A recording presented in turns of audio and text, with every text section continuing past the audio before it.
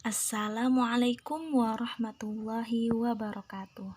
Apa kabar teman-teman semua? Mudah-mudahan teman-teman di rumah selalu dalam keadaan sehat dan selalu dalam lindungan Allah Subhanahu wa Ta'ala. Kembali lagi bersama Ibu Hana di Sentra Sosial Budaya. Hari ini tema kita yaitu sinar matahari dengan topik tata surya. Teman-teman di rumah ada yang tahu apa itu tata surya? Tata surya adalah kumpulan benda langit yang terdiri atas sebuah bintang yang disebut matahari dan semua objek yang terikat oleh gaya gravitasinya. Sedangkan matahari sendiri adalah ibunya tata surya. Nah, anak-anaknya yaitu planet-planet yang mengikuti sambil berotasi dan mengorbit pada garis edar elips masing-masing.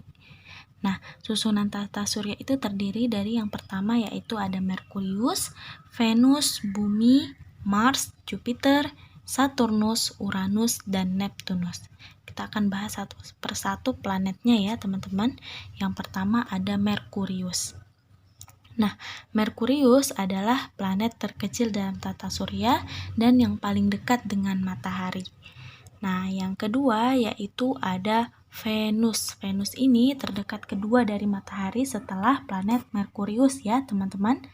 Nah, untuk yang ketiga yaitu Bumi. Ini planet ketiga dari matahari dan planet yang terpadat dan terbesar kelima dari 8 planet dalam tata surya. Nah, untuk yang keempat ada Mars. Ini keempat dari matahari ya, teman-teman. Ini sering dijuluki sebagai planet merah. Nah, untuk yang kelima ada Jupiter. Ini juga merupakan planet terbesar di tata surya. Nah, yang keenam yaitu ada Saturnus. Ini merupakan planet yang dikenal sebagai planet bercincin karena ada cincin yang mengelilingi. Nah, yang ketujuh ada Uranus, yaitu planet yang memiliki jari-jari terbesar ketiga sekaligus massa terbesar keempat di tata surya. Yang kedelapan Neptunus. Ini merupakan planet terbesar keempat berdasarkan diameter dan terbesar ketiga berdasarkan massanya. Nah, kita bisa melihat keindahan luar angkasa atau bintang dan sebagainya ini dengan menggunakan alat yang bernama teleskop ya, teman-teman bisa lihat di gambar seperti ini. Nah, di Indonesia itu terdapat tempat pengelompongan bintang tertua ya, teman-teman, yaitu Observatorium Bosca. Nah, Observatorium Bosca ini merupakan salah satu tempat peneropongan bintang tertua di Indonesia. Nah, ini dibangun oleh Netherlands Indisch Sterrenkundige Vereniging atau Perhimpunan Bintang Hindia Belanda. Nah, Observatorium Bosca ini berlokasi di Lembang ya, di Provinsi Jawa Barat. Nah, selanjutnya kita akan membahas tentang matahari. Matahari itu disebut sebagai bintang dalam tata surya karena matahari merupakan benda langit yang dapat memancarkan cahayanya sendiri. Nah, matahari ini sumber cahaya terbesar di dunia ya, teman-teman. Nah, kemudian matahari itu terbit di sebelah timur dan terbenam di sebelah barat. Nah, dari sini ada beberapa wilayah yang memiliki waktu terbit dan terbenam yang paling lama ya. Nah, untuk waktu terbit paling lama itu yang pertama ada di Finlandia, yang kedua ada di Norwegia, yang ketiga ada di Alaska, yang keempat ada di Kanada, dan yang kelima ada di Rusia. Sedangkan untuk waktu terbenam paling lama yaitu ada di negara yang pertama Norwegia, yang kedua ada Greenland, nah yang ketiga ada Finlandia, yang keempat ada Swedia, dan yang kelima ada di Kanada. Nah, itu tadi ya teman-teman beberapa wilayah yang memiliki waktu terbit dan terbenam paling lama yang ada di dunia. Sedangkan untuk wilayah yang paling banyak mendapatkan sinar matahari yaitu ada di wilayah yang dilewati oleh garis khatulistiwa. Ya, contohnya di negara kita, negara Indonesia. Nah, untuk wilayah yang paling sedikit mendapatkan sinar matahari yaitu ada di wilayah kutub ya teman-teman, di kota-kota kecil di wilayah kutub. Nah, itu tadi wilayah yang mendapatkan sinar matahari terbanyak dan yang paling sedikit ya. Nah, matahari ini setiap harinya terbit dan terbenam di waktu yang berbeda-beda ya teman-teman. Di Indonesia itu terdiri atas 3 pembagian wilayah waktu. Yang pertama waktu Indonesia bagian Barat, yang kedua waktu Indonesia bagian Tengah, dan yang ketiga waktu Indonesia bagian Timur.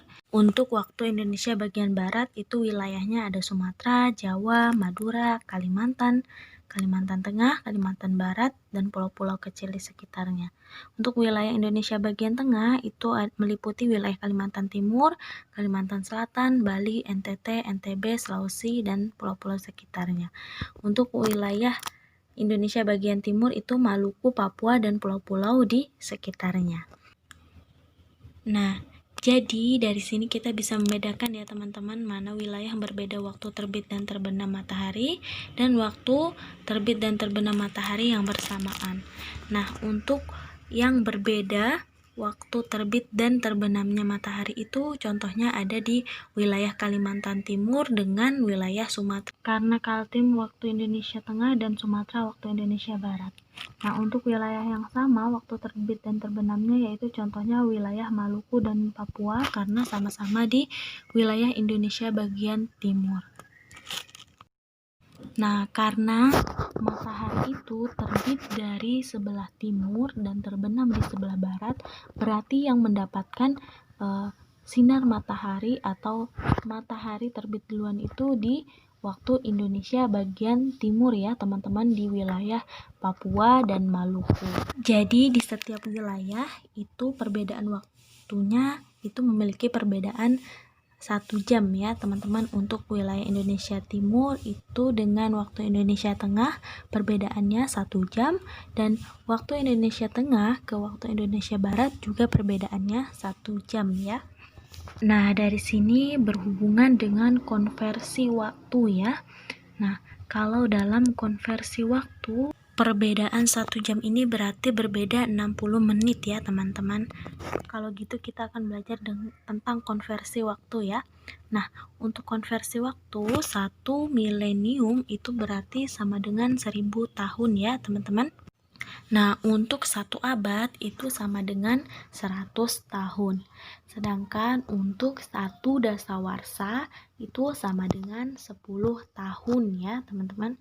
Untuk 1 windu itu sama dengan 8 tahun, dan untuk 1 lustrum itu sama dengan 5 tahun. Kemudian untuk 1 tahun, teman-teman pasti udah tahu ya, itu ada 12 bulan. Nah, 1 tahun juga ada 2 semester. Nah, bagi kita yang sekolah, 1 tahun itu biasanya ada 2 semester ya, teman-teman. Nah, 1 tahun juga ada 3 catur bulan. Nah, untuk 1 tahun juga ada 4 triwulan, dan untuk 1 tahun itu ada 52 minggu. Jadi kalau dihitung ke minggu ada 52 minggu ya teman-teman. Nah, untuk 1 tahun dalam hitungan hari itu sama dengan 365 hari. Nah, untuk 1 semester tadi 1 tahun itu ada 2 semester ya. Per 1 semester itu kalau dalam hitungan bulan ada 6 bulan. Nah, untuk 1 catur bulan itu sama dengan kalau dibulankan 4 bulan ya teman-teman. Dan untuk 1 triwulan itu sama dengan 3 bulan. Nah, jadi tadi yang 1 tahun ada 4 triwulan itu, ada 4 triwulan itu berarti ada 4 kali 3 tahun ya teman-teman. Jadi totalnya sama, yaitu ada 12 bulan. Nah, untuk 1 bulan itu kalau dalam hitungan minggu ada 4 minggu, dan 1 bulan dalam hitungan harinya ada 30 hari ya teman-teman.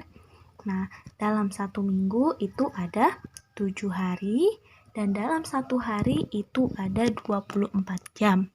Nah, per 1 jam itu dalam hitungan menit ada 60 menit. Nah, untuk 1 jam dalam jangka waktu detik itu ada 3600 detik, dan dalam 1 menit itu ada 60 detik.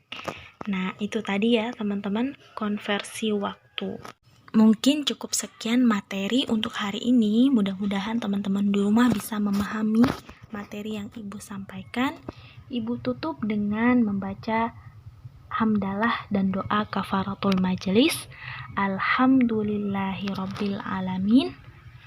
Subhanakallahumma wa bihamdika asyhadu an la ilaha illa anta astaghfiruka wa atubu ilaik. Assalamualaikum warahmatullahi wabarakatuh.